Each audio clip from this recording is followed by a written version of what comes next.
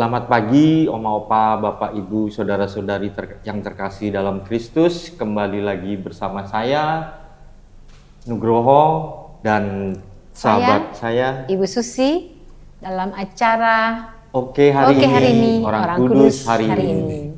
Dan pada saat ini kita bersama Romo. Saya Romo Maksi Dan Opa Frans. Selamat pagi, Selamat Romo. pagi, Selamat Romo. pagi, Pak Frans. Masih agak canggung, Romo, maaf.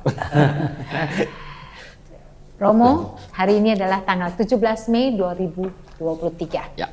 Oma Opa, Bapak Ibu, Saudara-saudari yang terkasih dalam Kristus, hari ini tanggal 17 Mei 2023 kita memperingati orang kudus, yaitu Santo Paskalis Bailon. Luar biasa sekali, tanggal 17 Mei ini juga kita akan membahas yang lebih penting lagi tentang bulan Maria, Romo.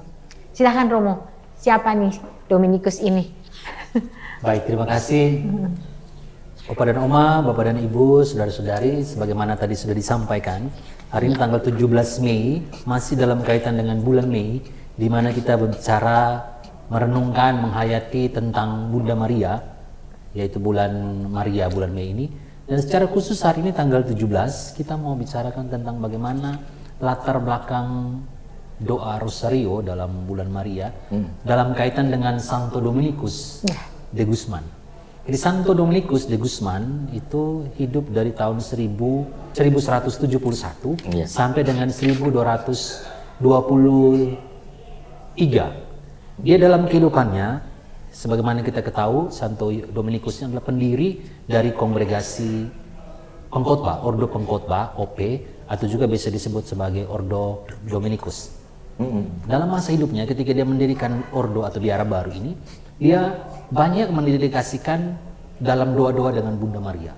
Sehingga dia bahkan dipercaya bahwa dia juga memperkenalkan tentang kebiasaan untuk mendoakan doa Rosario, memberikan penghayatan atau seluruh kehidupan kongregasi barunya itu dalam perlindungan Bunda Maria. Sehingga dia juga dipercayai sebagai orang yang menumbuh kembangkan kehidupan doa dari abad ketiga, ke-12, ke-13 ketika dia hidup tentang Bunda Maria. Dalam kisah hidup dari Santo Dominikus ini, dalam kaitan dengan menyebarluaskan devosi atau doa Rosario, ada banyak sekarang bertumbuh dan berkembang dari mana kita memiliki kebiasaan untuk berdoa Rosario. Nah, salah satunya inilah kepercayaan bahwa Santo Dominikus, di samping kepercayaan lain yang menyatakan bahwa doa Rosario itu awalnya diberikan kepada orang-orang yang hidup dalam biara, di mana dalam biara itu mereka diwajibkan untuk berdoa. Satu hari itu mereka harus berdoa dalam kaitan untuk membaca 150 ayat-ayat dalam Mazmur. Tapi pada zaman awal itu banyak orang yang masuk membiara tapi mereka belum bisa baca tulis. Untuk mereka yang belum bisa baca tulis ini diberikan katakanlah pilihan lain untuk tidak mendoakan itu, tetapi mendoakan Bapa Kami dan Salam Maria sebanyak 150 kali. Makanya itu ada 3 peristiwa Rosario, di mana Rosario ada dialaskan 50 kali Salam Maria, lalu ada 3 peristiwa, totalnya bisa 150. Sehingga itu juga dipercayai sebagai awal bagaimana orang memiliki doa Rosario. Tetapi dalam kaitan dengan Santo Dominikus yang kita bahas hari ini, kita juga mempercayai atau melihat dia sebagai orang yang juga menumbuh kembangkan dan menyebarluaskan kebiasaan orang untuk berdoa Rosario. Sehingga sampai sekarang kita masih berdoa Rosario, salah satunya disebarluaskan oleh Santo Dominikus ini ketika pada tahun 1214 ketika dia sudah mulai mendirikan Ordo Pengkhotbah sebagaimana tadi saya sampaikan, dia mulai mengajak orang juga untuk mulai mendedikasikan diri dalam doa-doa kita kepada Bunda Maria melalui untayan doa Rosario. Di mana dalam doa Rosario itu kita mendaraskan 50 kali Salam Maria. Dalam satu peristiwa ada 10 kali Salam Maria didaraskan, lalu ada 5 peristiwa, ada 5 kali didaraskan peristiwa-peristiwa dengan 10 kali Salam Maria. Lalu dengan merenungkan peristiwa-peristiwa tertentu yang punya kaitan dengan kehidupan Bunda Maria dan juga kehidupan Yesus. Sehingga kita ketahui ada peristiwa gembira, ada peristiwa sedih, ada peristiwa mulia. Lalu Paus Yohanes Paulus II menambahkan dengan namanya peristiwa terang. ini peristiwa-peristiwa yang berkaitan dengan kehidupan Yesus dan juga Bunda Maria. Lalu dalam perkembangan selanjutnya ketika kita mendaraskan doa Rosario, entah pada bulan Maria, yaitu bulan Mei, ataupun bulan Oktober, bulan Rosario, kebiasaan saja orang membuat pembagian. Misalnya katakanlah hari Senin dan hari Sabtu orang mendaraskan peristiwa gembira. Ya. Lalu hari Selasa sama hari Jumat itu peristiwa sedih. Ya. Terus hari Rabu sama hari Minggu itu peristiwa mulia. Lalu hari Kamis peristiwa terang. Tapi ini hanya kebiasaan saja orang membagi hari-hari ini, sehingga kadang orang hari ini hari Senin kita mendaraskan doa Rosario peristiwa apa? Peristiwa gembira misalnya. Tapi ini hanya kebiasaan orang. Siapa saja mau mendoakan peristiwa dengan 4 peristiwa dalam kaitan dengan kehidupan Yesus dan Bunda Maria ini bebas, bisa saja mendoakan. Seharusnya bebas ya Romo ya? Seharusnya bisa bebas, tidak terikat. Hanya karena kebiasaan orang mendaraskan ini, sehingga kalau macam kita temukan dalam doa-doa di KUB misalnya, di KBG atau di lingkungan, biasanya pemimpin doa ini kita hari Senin misalnya, kita mendaraskan doa apa, peristiwa apa. Umumnya biasanya tahu kalau hari Senin peristiwa gembira. Tapi sebenarnya tidak menjadi sebuah patokan yang wajib. Hari Senin harus doanya peristiwa ini. Tidak. Bisa saja kita mendoakan peristiwa apa saja. Asalkan bahwa doa Rosario itu menjadi kesempatan bahwa kita untuk merenungkan bahwa kita berdoa bersama Bunda Maria untuk diarahkan kepada Yesus. Bunda Maria sebagai pengantar kita kepada Yesus, dan Yesus menjadi pengantar kita kepada Allah, kepada Tuhan. Itu boleh dibilang dalam kaitan latar belakang tentang Rosario yang disebarluaskan awal oleh Santo Dominikus. Saya ada pertanyaan Romo, maaf motong. Kalau kita mendaraskan doa Rosario sesuai dengan, maksud saya sesuai dengan suasana hati, kayak maunya hari ini kita gembira, apakah boleh kita dengan peristiwa gembira, maunya terus kalau sedih kita dengan peristiwa sedih, kayak seperti itu gimana? Baik, itu seperti yang tadi saya sampaikan, bahwa memang orang membuat pembagian hari-harinya itu, seperti saya bilang tadi, saya ulangi lagi, hari Senin dan hari Sabtu orang mendaraskan peristiwa gembira. Selasa Jumat orang mendaraskan peristiwa sedih. Rabu Minggu peristiwa mulia. Lalu Kamis peristiwa terang. Tapi ini hanya kebiasaan orang, tapi bukan sebuah kewajiban. Ini hari Senin ya, kamu nggak boleh peristiwa yang lain. Enggak, tidak seperti itu juga.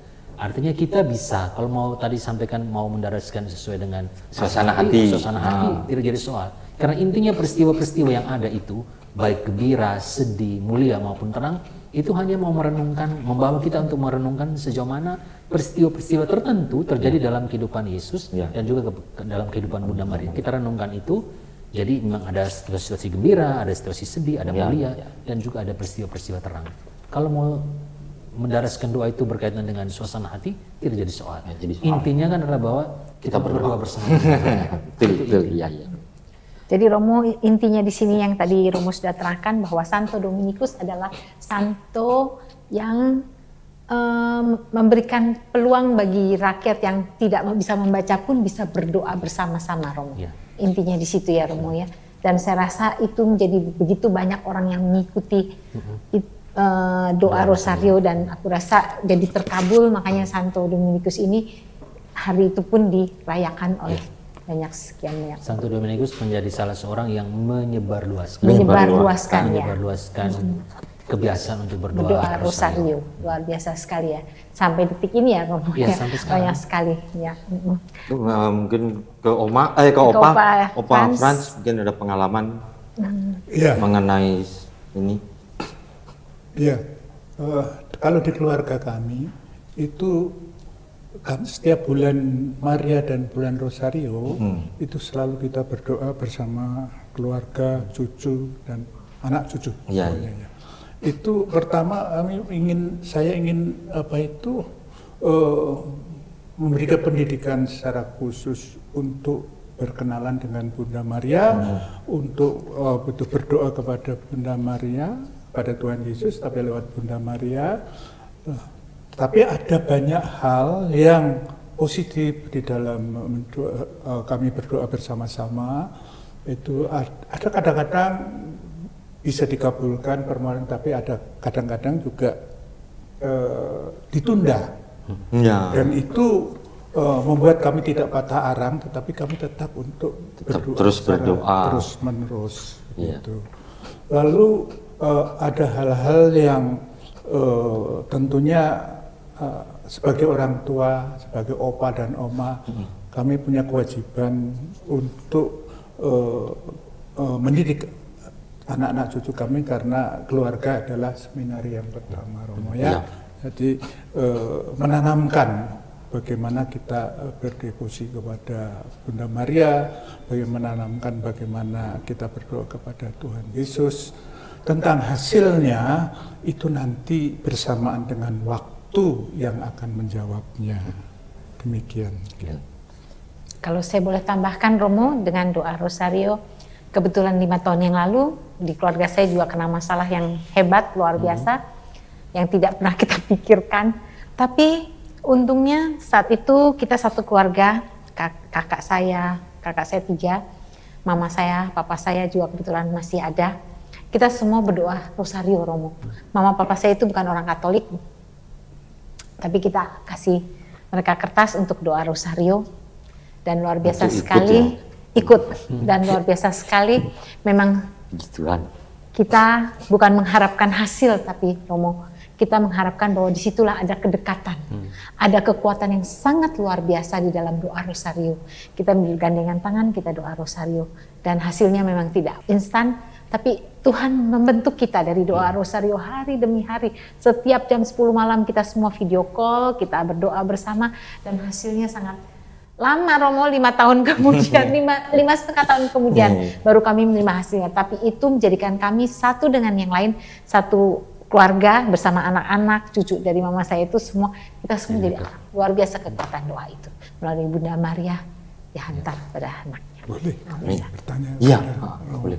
Begini, Romo, bagaimana sikap gereja tentang isu Bunda Maria menangis darah atau meneteskan air mata dan lain sebagainya pada hari-hari yang sudah lewat? Kami mohon sikap gereja. Silakan, Romo. Baik, ini pertanyaan yang menarik. Iya, luar biasa sekali nih.